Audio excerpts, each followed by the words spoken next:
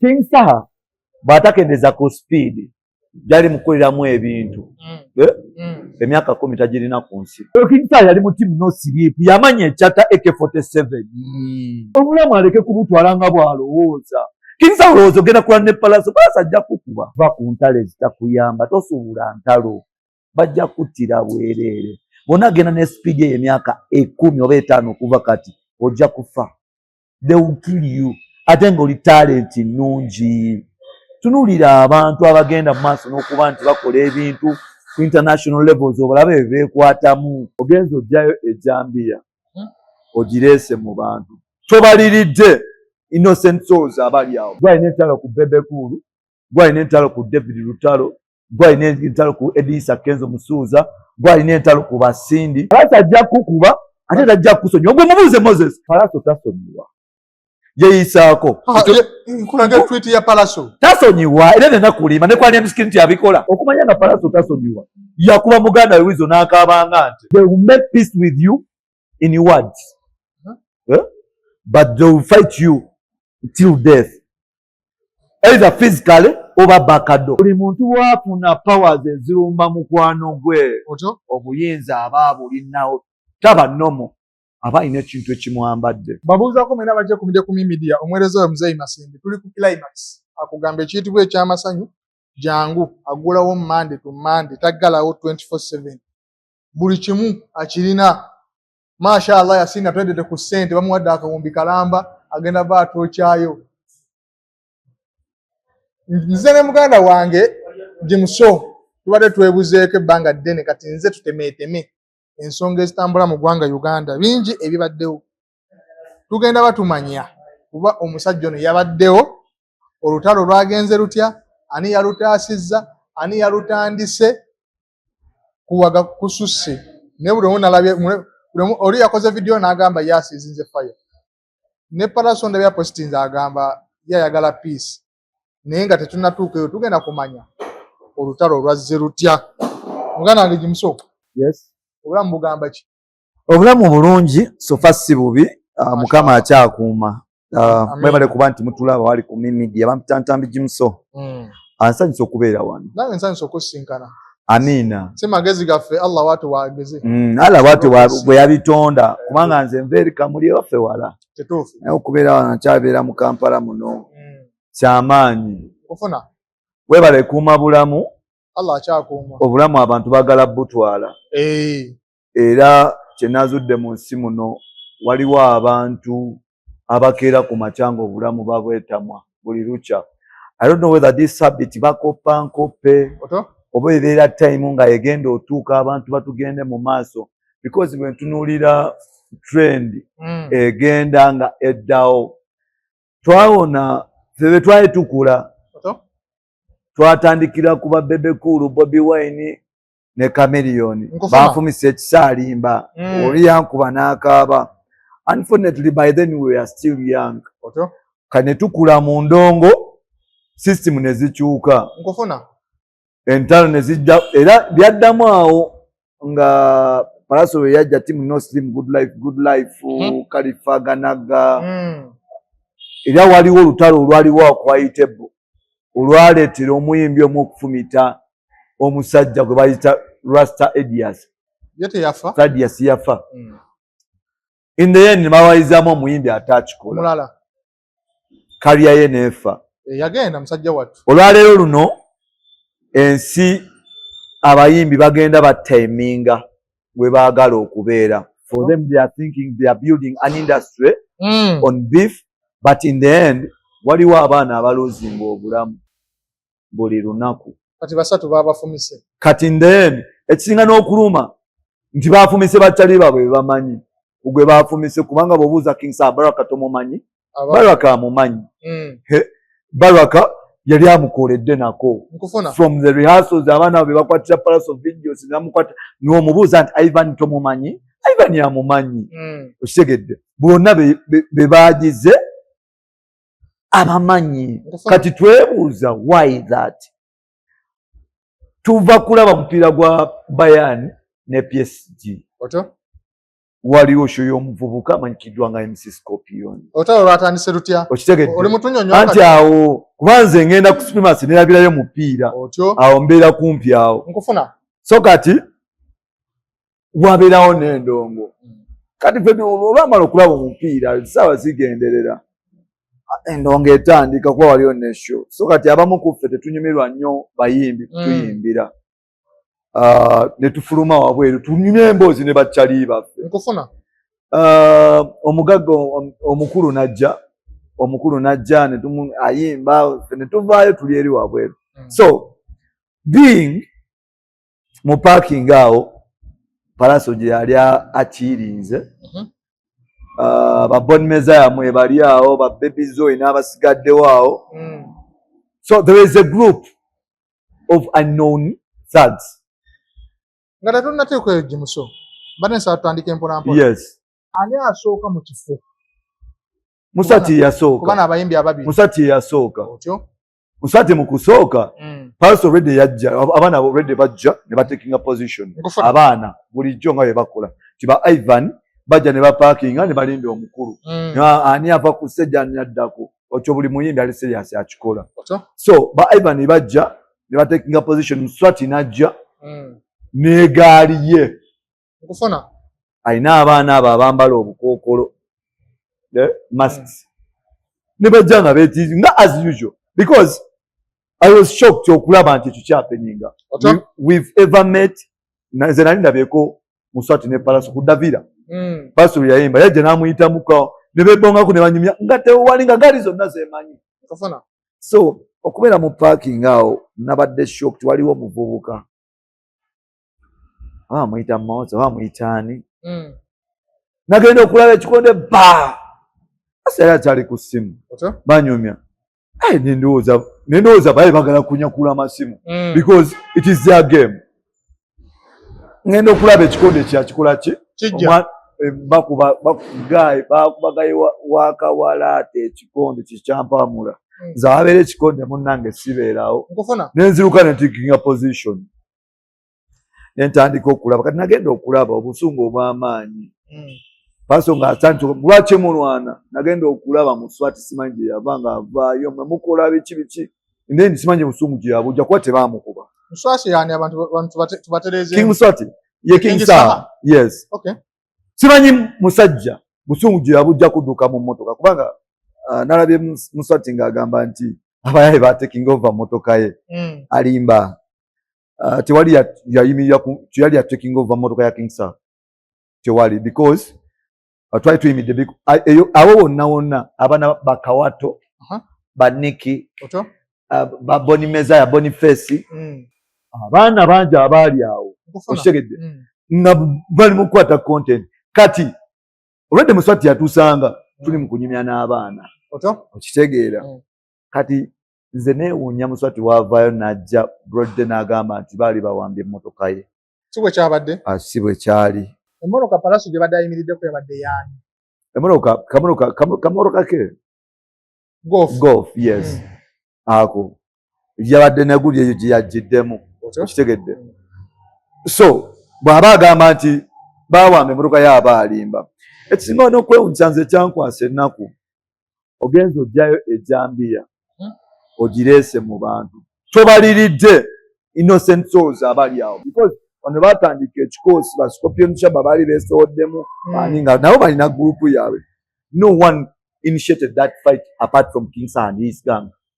Okitegedde be batandika okutandika olutalo because abaana be batandika okulwana Bible ne bagamba mmwe temukuba king temukuba Palaso. Okitegedde Palaso ne bagamba waliwo gayo mulaba muyita Brian Kanyama.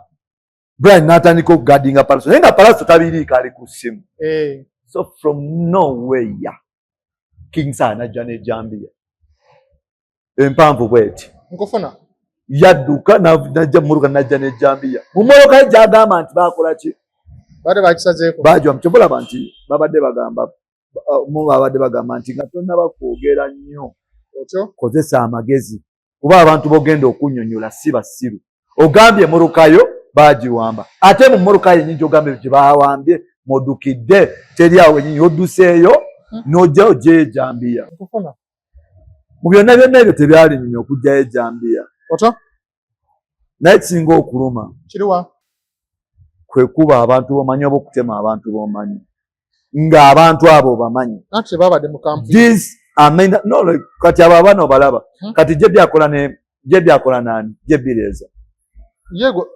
Birieza mutabanyi wa Chameleone ebbanga lyonna abeera ewa Wizo n'abeera ewa Palaso n'abeera ewa King Sir era wotunuulira gundi Kamini bw'abadde e Bulaaya gye Birieza abadde nga wani so abo abaana bonna babakolera tosobola kulumya muntu gw'omanyi ekirala kino kankyogere there is this thing sakyagala okuzima mu industry but unfortunately abadde akikozesa political ways ng'azanya political card naye political card eyo egenda eggwawo political card gyeyakubisiza lutalo ebigambo namusetting abaana ne bamuvuma political card when he saw Palaso joining Nup nga bamuyise kubanga baali beetaaga amaanyi amalala amapansi amagatti then Bobi Wine is a friend to Palaso they initiated n'atandika okutuma abantu okutandika okukuba ebituli mu kujoininga kwa Palaso Nup era muolabira bapenge nga bayita abamu ku moolo then after there ekintu ne kijja nga kikola kigaziwa tulina ebintu bisatu mu luno olutalo there is a federation battle waliwo yakolerako bamayanja maybe ng'alowooza kati yatuuka takyabeetaaga ng'olutalo lwateeka ku muganda lwali badde aluteeka ku Kamini because yatandikira ku Kamini oluyimba otulira oluyimba lwa banene luyinza okuba nga balukubira King Sir ebyabajenero so kati waliwo abo omulumulu bugapusi obujja bukola ki bubeerawo era bw'otunulira ku show evaayo e Germany ng'akomye wano e Kampala he wanted to prove a point ng'azanya ennyimba za Palaso recently ng'agamba oyo boyi wange nga bamubuuza bavuma musuuza jjukira Palaso vice president wa federation okitegedde so politics mwali mu ndongo naye waliwo omuntu King Sir ayagala kisusa nti King Sir ali mu kwagala kisusa ayagala kubeera omu mu market okubeera omu omanyi waliwo sympathy card eno political card gye bazannya kati political card eyo gye bazannya yamuwa amaanyi n'emuwa obudde n'ettutumu nti kati saawa zino abaana abafiiringa enkyukakyuka amazima ga Katonda mu ggulu bafiiringa nnyo King Sir but in the end this is music okitegeera nti byonna ojja bikola naye waliwo time lwetuuka ne bagamba mutusibye akawani kimala okitegedde talo ku buli omu gwalina entalo ku Bebe Cool gwalina entalo ku David Lutalo gwalina entalo ku Edisa Kenzo Musuuza gwalina entalo ku Basindi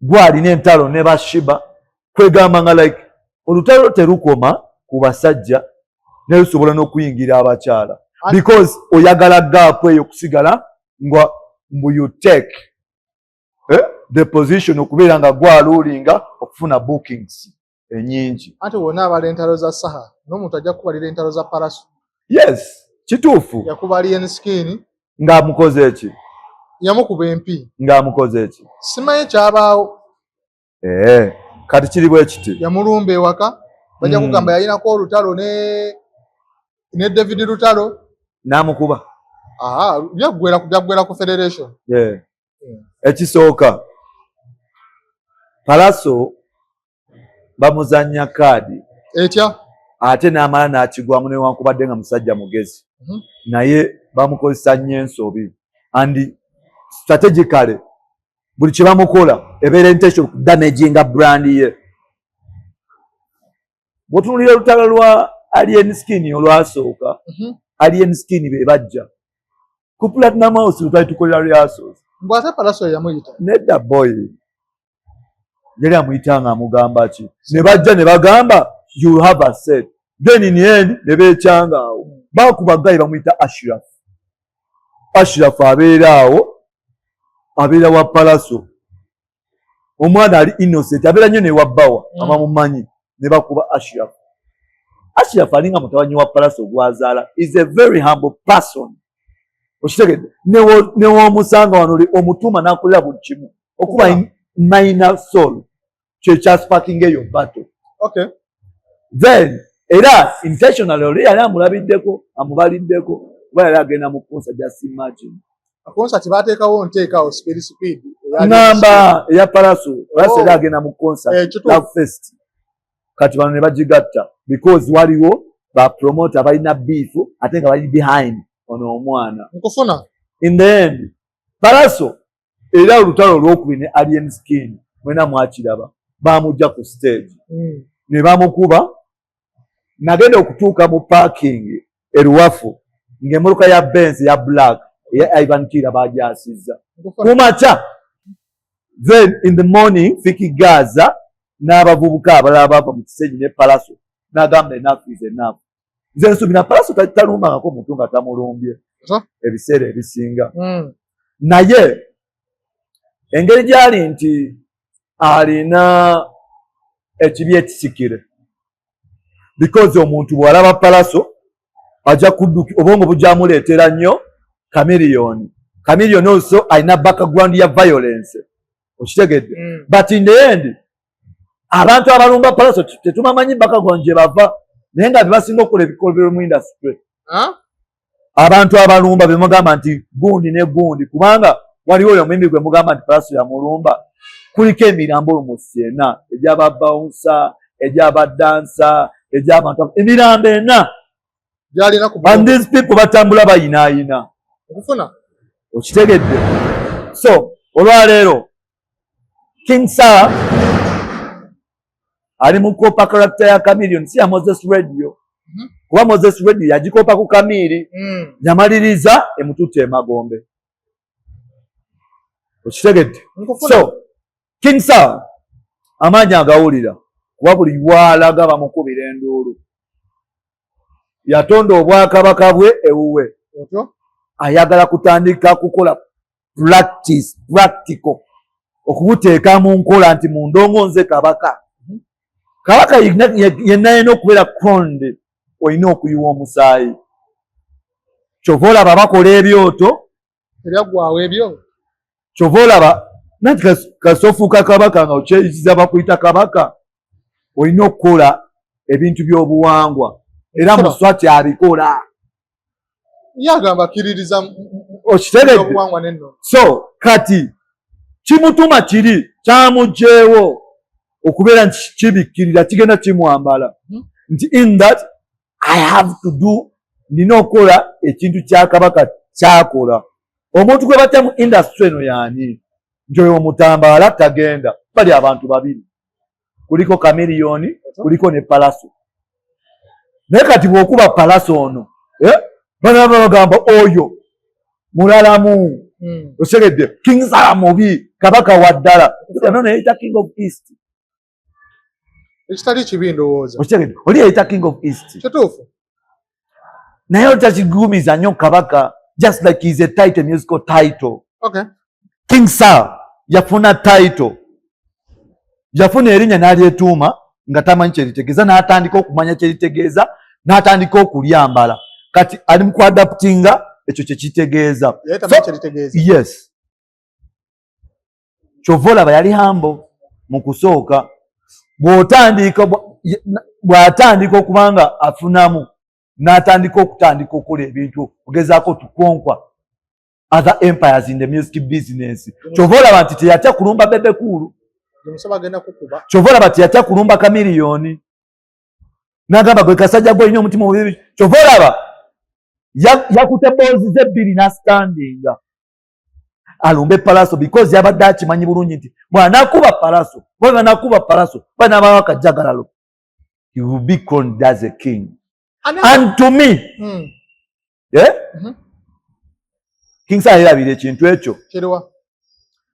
Abaana abo Baganda naye Banyarwanda ba Palaso oba balimu omusaayi gwa Israeli. They don't forgive.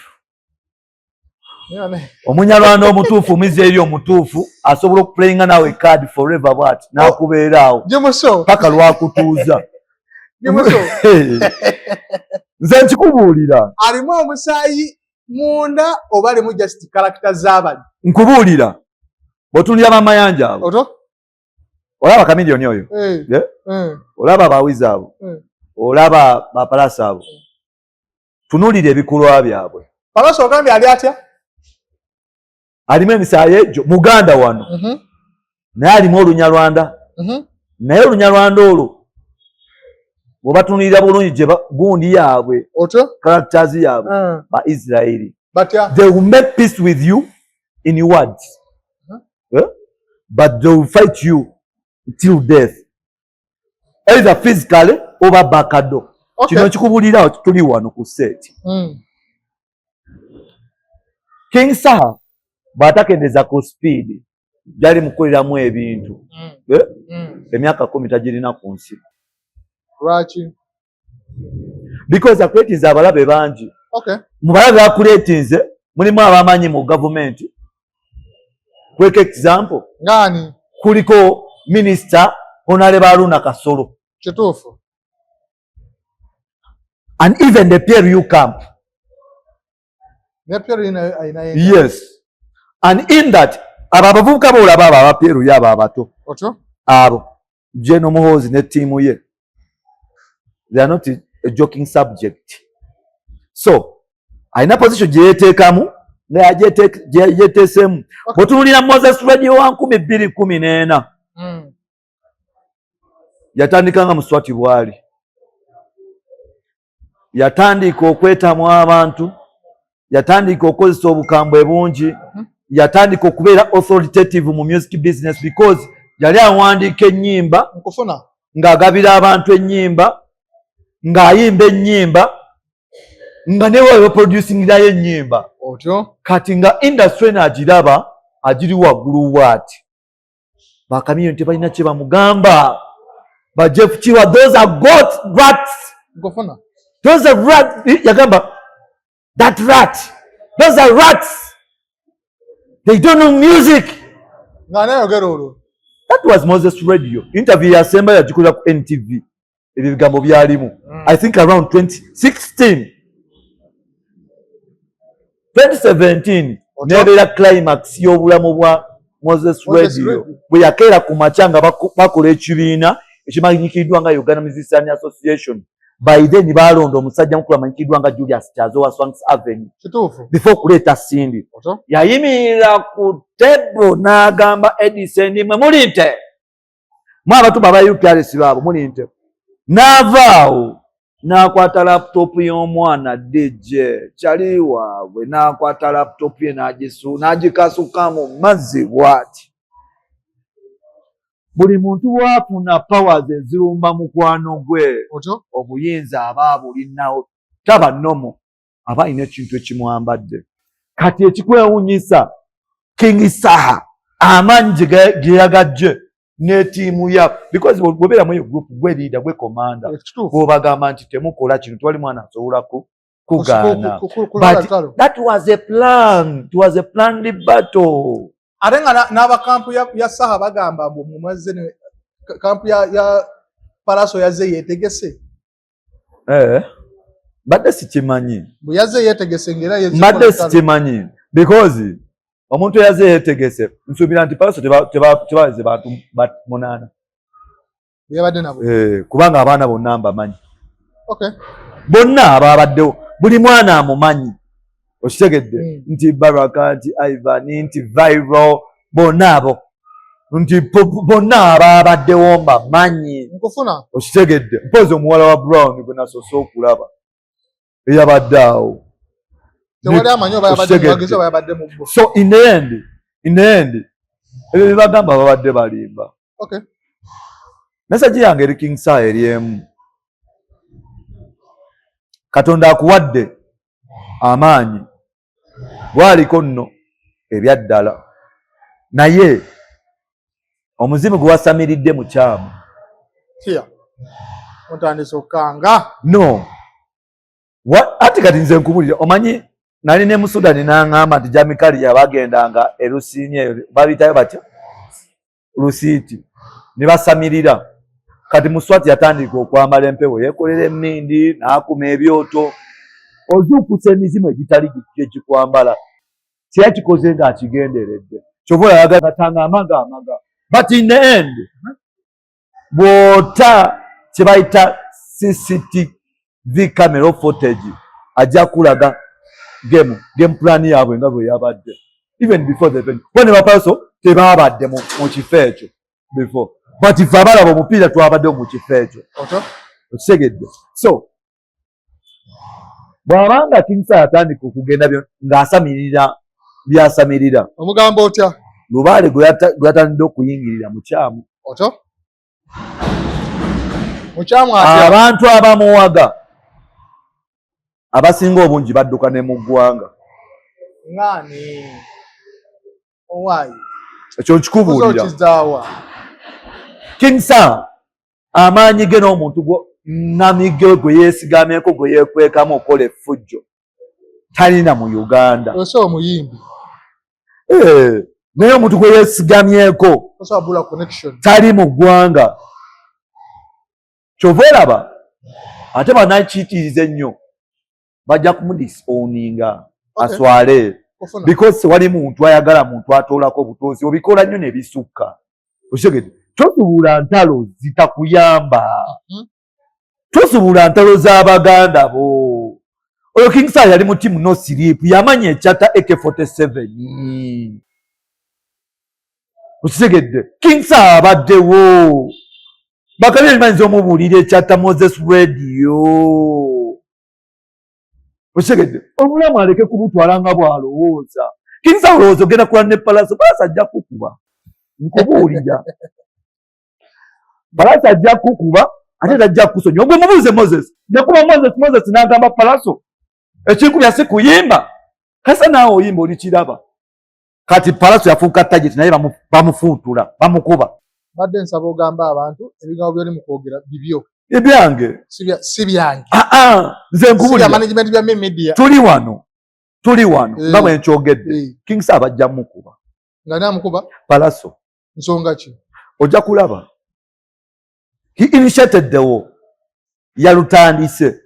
Musuubiza ekintu kino. Tuli wano ku kamera. Sikulima. I'm not instrumenting anything. Oja? Sikumamu muliro. Sikola ki? Ne King Sir. Palaso tasonyiwa. Yeyisaako. Nkulanga tweet ya Palaso. Tasonyiwa. Era nena kulima. Ne kwani msikini nti abikola. Nagamba I'm sorry. Ne ku Moses Radio. Bamuleta kabangali 2. Yakuba okumanya nga Palaso tasonyiwa. Yakuba muganda Wizo n'akaabanga nti. Ne baleta gundi kabangali ezo 2. Moses Radio n'agenda n'ebisago nga kyaliwe yamuwa oluyimba. Nkufuna.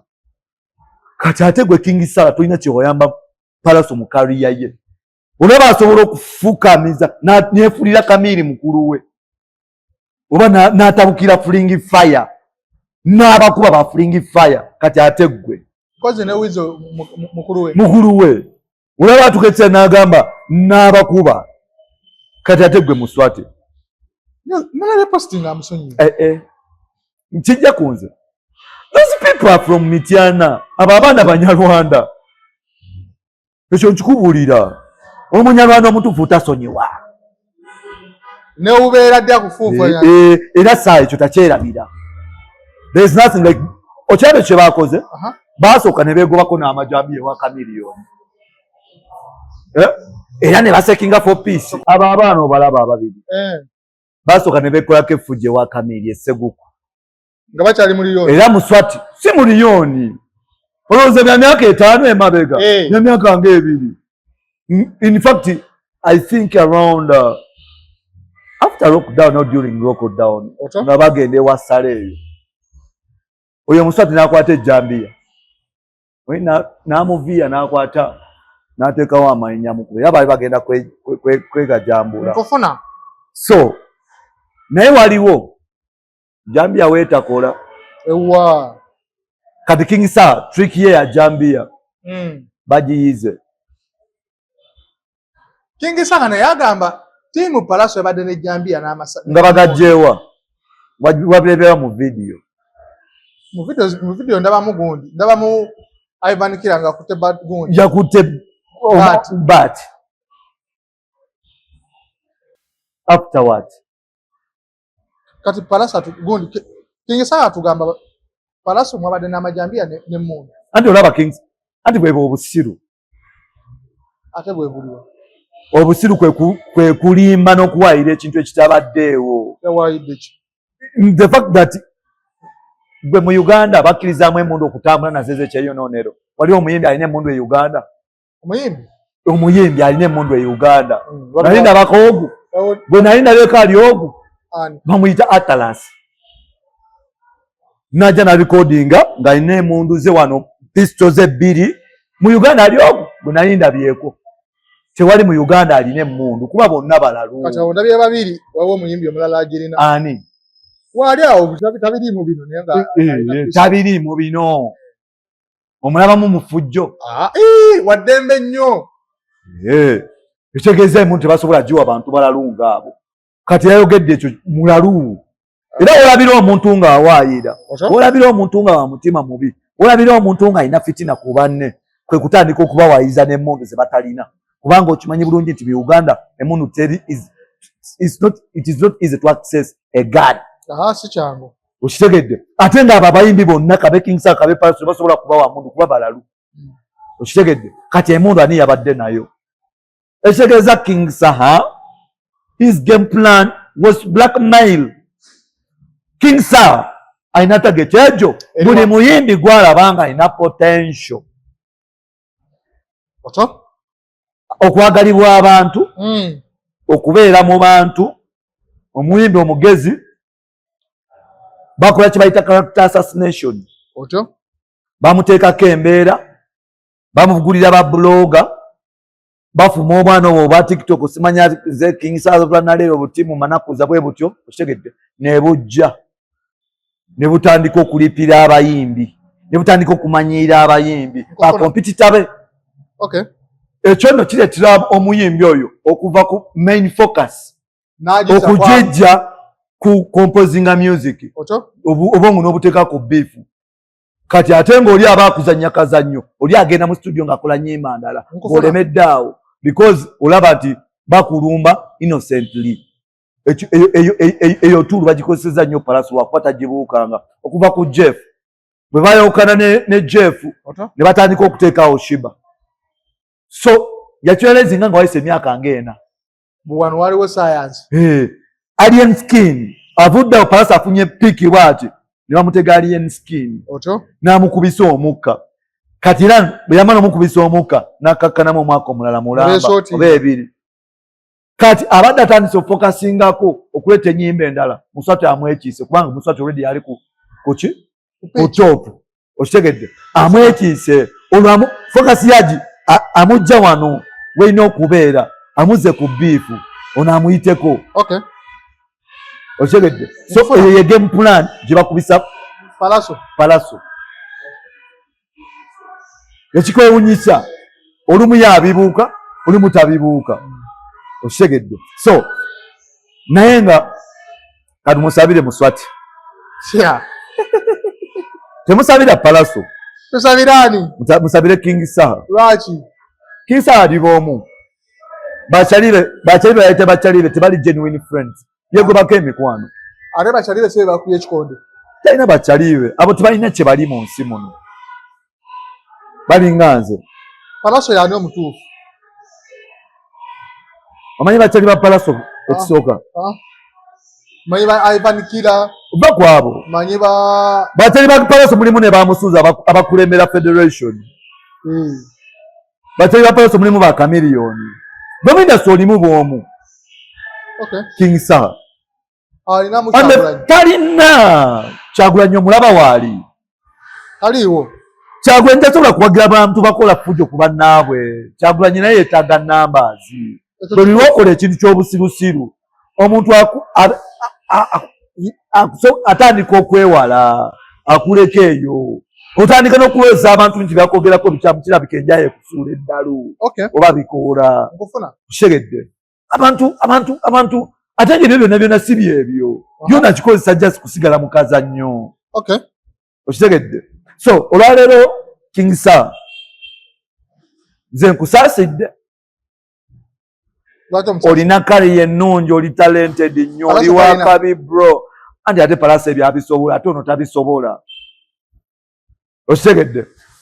King Sir asobola okubira ssale naye ate Palasa asobola okubira nnyo ssale. Sewo olabawo minzaani ng'eweyinga. Anti omanyi kye bagamba nti oli yafuna omukyala w'omukulu ky'oba olaba akola ebyo. Muganda wange omukyala w'omukulu nga tafumba wuwo biba history. Okitegedde? Tafumba wo. Tukkirize tugaane. Ebyenjawulo ebiriwo byebyo bye bakubisa abantu. King Sir mulaba ajakola abantu alina abanene mu gavumenti, talina banene mu gavumenti.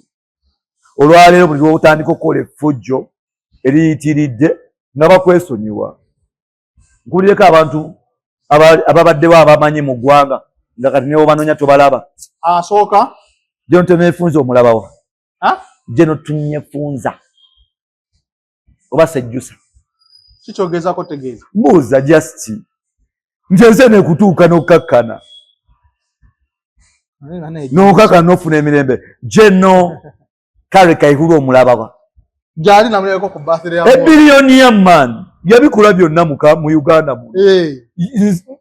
Nga vude ku James Katumba Wamala.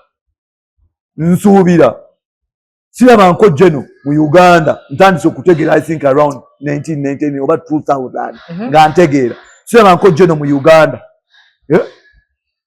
Ow'amaanyi asinga Kale Kaihura.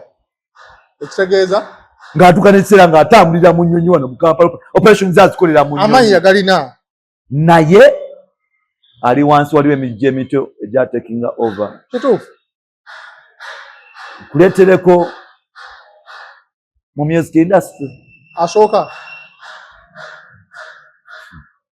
Oba nkomantalo. Kankireke. Naye ng'olaba ebityo bwe bibeera nti ojja kwesanga nti King Sir mu kujja waliwo ba Jingo Show. Waliwo ba Ayton ne Rain. Ne balwanyisa Big Size Bebe Cool. Okitegedde? Waliwo ba Master Parrot ne ba Butcherman. But ba Butcherman olinawo balaba. So use your time positively. Byolooza nti wakola tonaba kubimala. King Sir olina omukisa ogukola ssente fokasinga mukola ssente. Va ku ntalo ezitakuyamba, tosuubula ntalo, bajja kuttira bwereere. Bonna genda ne speed y'emyaka 10 oba 5 okuva kati ojja kufa. They will kill you. Ate ng'oli talent nnungi. Tunuulira abantu abagenda mu maaso n'okuba nti bakola ebintu ku international levels obalabe beekwatamu. King Sir tolinayo oluyimba lwakubye Kenya yadde Rwanda. Palasa alina luyimba ki? Simanyi. Naye tubeetaaga okubeza ennyimba zigende kyetubagamba. Okitegedde? Mulekera okulowooza nti mugenda kulwanira mu maketi bwe makinje buli kaseera. Era bw'oyagala kubeera nga gwe kingi we makinje, bw'oyagala kubeera nga gwe kingi weekololo. Omanye bibalwanya. Yazikuvimba mu katono makinje enfugayo. Ku Supremacy nankulabe mwandabye. Ku Amanye namungona mwalabyeyo. Nabadde ku Davira. Balwanira butundu. Batunulira abayimbi abali serious abalwanira continental cronies nga ba Joshua Baraka. Josobola okubeera ne ba Wizkid ne bagamba nti oyo Joshua. Wizkid ali Kampala mu September agenda kukumba sente mpitirivu. King Sir tosobola nagenda yadde Kenya kubayo kivulu kuleta mutwalo gwa dola Kampala mwabirekera kamiliyoni ebbanga lyonna. Ate nga mulina talent, mwena mulina talent entuufu.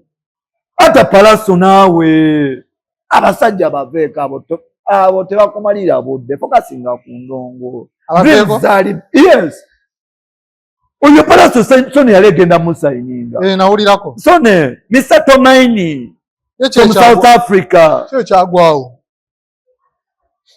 Focus. Kumuvuga speed ebyo byonna focus ebyo.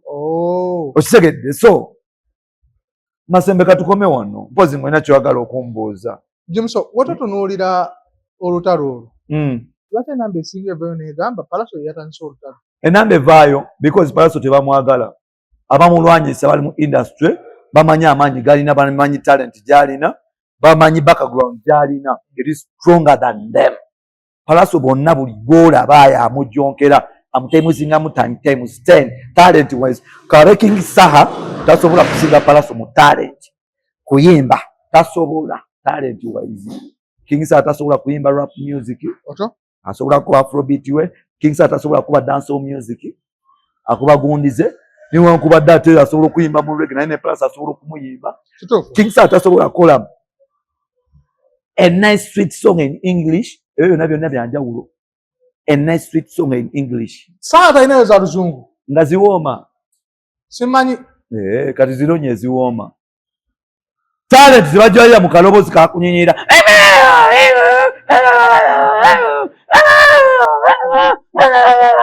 agenda kuba Jimuso ebyo tebimala no ge mazima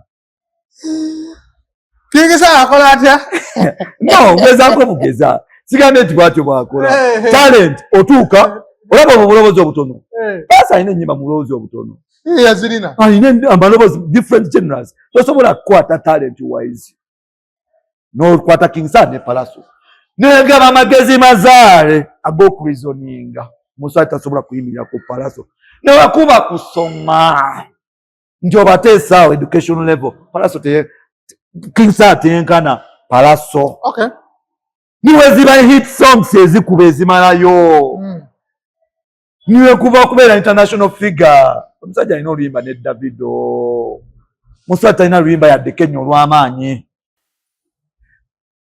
Davido ali upcoming ewa tubakolera oluyimba lwaki kyeyanoonya upcoming kuba King Saha yali upcoming ku Palaso Saha yetakubyemu gakubawa mulirwana yamanyi alina olusimba olusinga godanula amaanyi balete omwana wabo bakube godanula bakube ne muliraanwa bakube mulirwa ng'osobola okuyimba tukube ennyimba bbiri tukube godanlo bakube mulirwanwa ekyo bayita talent oluyimba olumu lwafeedinga dda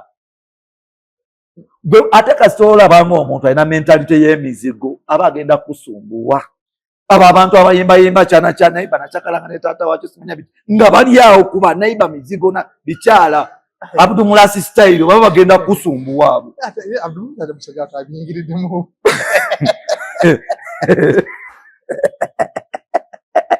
baba bagenda kusumbuwa oyagala kutira mu Abdul Mulasi nedda nakyakala ne taata wakyo Entebbe ye buli walaba amabinanga kati olaba mukazi watu Winnie Wamami bali bajja kuttira wabwereere because of their stupidness oli mukutanuula entalo waliwo abakyala bali innocent amuyaye bwanyiga tasosola oba musajja oba mwami kyobulaba nze ababeera olutalo sibeerawo oddeeri woti n'olengera bulengezi amanyi nasigaza 3 kati sigaza erimu n'alisaaki emmere nkyagala okukungulira ku ggumba ly'ennyama kuba ennyama sikyagirya nsaba tutereze ekyemmotoka kino gwe va ku mufere ani mufere oyo yagambye nti batwata motoka ye mufere mbwe motoka yasanze bagitudde mufere atya mufere King Saha kyonna kyoyagala kufuuka king which is okay n'ekyokola kikyamu osamiira gy'osamiirira yonna bangambye lusiiti yonna gy'osamiirira erusiiti bwe baba bakutuma musaayi gwa muyimbe munene ojja kumaliriza oli bubi ate nze Muswati simwogerera we mu timu Palaso by the King Saha is one of the mukolera ebintu bye nga tamanyi na kumanya mpostinga ennyimba ze mpostinga content we nwaninga ebintu bye buli lunaku on Metro FM pages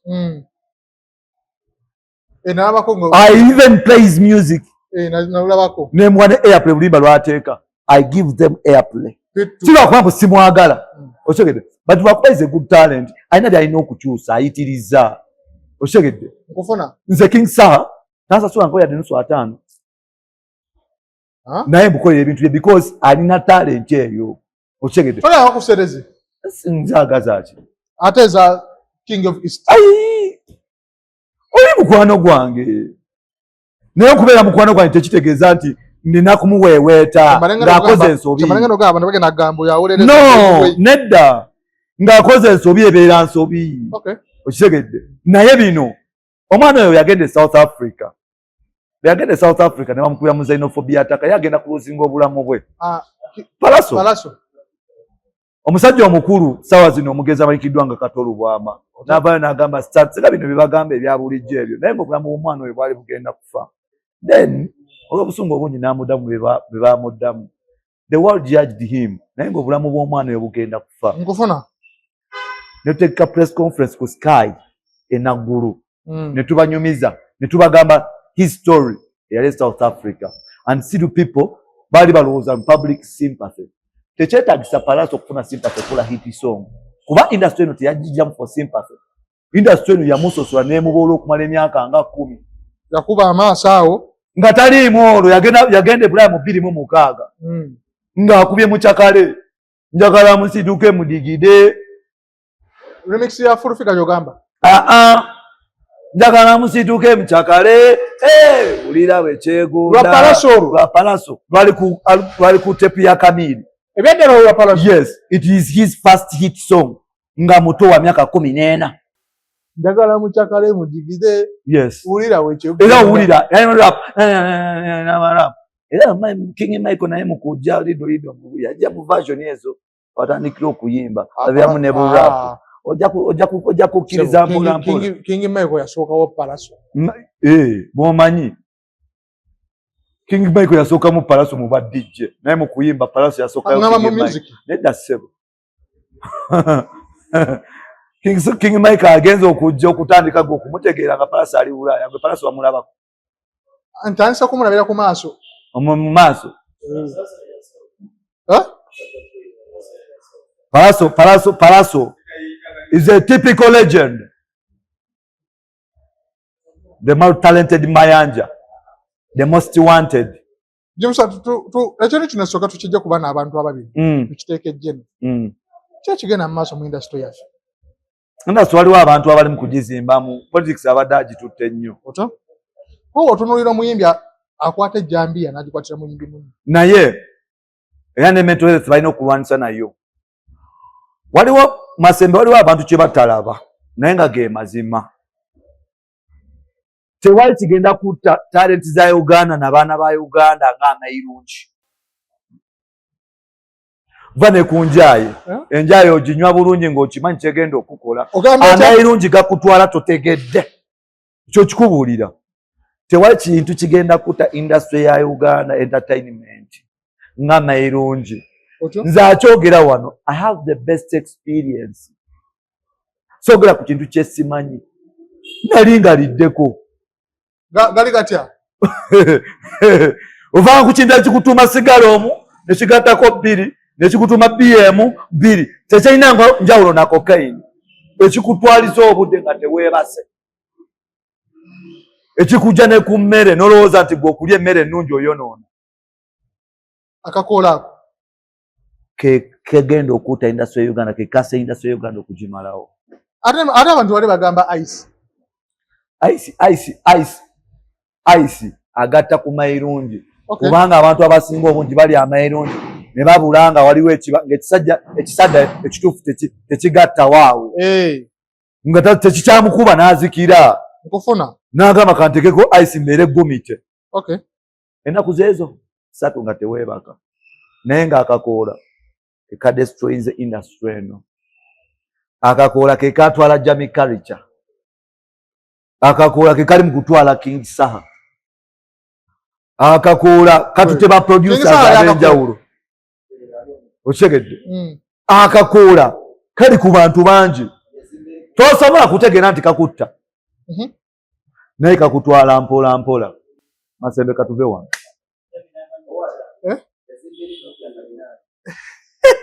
Kanve wano. Okumanya nga akawomerwa. Yagenda na kasenge gye yasenga. Mbadala Jimuso, inshallah, ebyo byonna by'oyogedde bibyo. By the way, n'ekirala sibyogera mutima mubi. Era gwe obanga okifunye mu mutima mubi oli waddembe odiringa n'ekyo. Kubanze ngwameze King Sir simuwalana mukoya n'ebintu bingi byatamanyi. Tusiibula nakano abaana bali kuki? Abaana ki? Bebatemye. Bali mu ddwaliro. Bye batemye bameka batu? Basatu. Baana bali basatu. Basatu. Bonna bali mu ddwaliro? Ani yatemye? Ani gwe yabe ne Jambia? Ani gwe yabe ne Jambia? Ani gwe yabe ne Jambia? King Sir video yetambula nga ine Jambia. Kale. Ubere bulungi mweraba.